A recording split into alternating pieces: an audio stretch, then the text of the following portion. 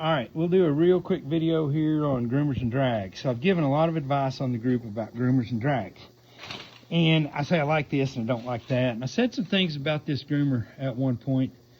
When I first saw them, there's some things that I'm still not 100% crazy about, but overall the thing performs and it's really fast. I don't think there's anything this fast on the market to groom a Western surface. So English folks call them groomers, Western folks call them drags. But this Black Widow is pretty impressive. I like it a lot. Now, we got this one apart in a million pieces. We're refitting new shanks and doing some welding and stuff because whoever had it before didn't know much. And they had done some things that weren't good. But anyway, we're getting it sorted and we'll get it back down to Ben and Sarah and try it out. But I like it. And so when I talk about these drags, I'm not talking about it from a place of somebody who doesn't know anything or somebody who's just rode horses all their life. And there's nothing wrong with riding horses for a living. I love you guys. Want you to make a gazillion dollars riding your horses.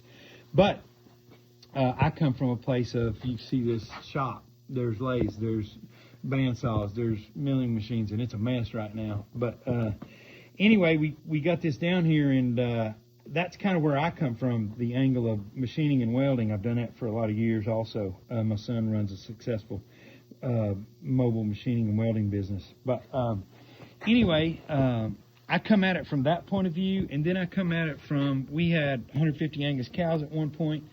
We had a whole string of registered quarter horses, and we fooled with those a lot, and we made some money in the farming business. So I've cultivated, I've grown corn, I've grown Sudan, Sudex grass, all kinds of different hays, and so I've cultivated the ground. I know what it takes to tear the ground up, to make it like I want it, to get the compaction in it I want. Now I had a learning curve too, and them boys out west have really helped me, and Michael has really helped me put all of this stuff that I had, the past knowledge that I've had, all of that into a package that puts it all together. So I had worked dirt, I had worked ground, I had made seed beds, I had done all that. And then I had built arenas for a long, long time. My first one was at 23 or so. And, back then we put some stone dust down and called it good. But that's not what we're doing now. We're building very high-performance arenas for very specific things. And so learning how to manipulate the ground to what you need for that particular event is super important. And probably at some point we're going to get into a little bit of event prep here on the East Coast. There's not a lot of good event prep.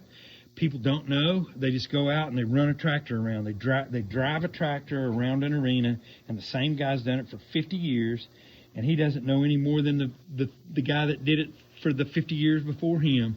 They're just dragging dirt. They just drop the rippers and go. Well, that's not really what we're doing. When we have different disciplines, we have different needs. Reining, we don't set up the same as a barrel, racing arena. We don't set that up the same as a roping arena, The barrels, they have to stick. It has to be sticky. You can't have horses sliding and falling. You can't have a hard pan. You can't have all those things. For reining, we don't want it to be so sticky. We want the horse to be able to slide, so we dry that out a little bit and do some different things with the footing. And we'll talk about all that as we go on. But I just wanted to let you know that, and I've been meaning to do this for a long time, but when I talk to you about drags, or when I make a statement on the group about drags, I'm not just some person who has rode a horse and kind of knows a little bit about dirt or what I like it to feel like. There's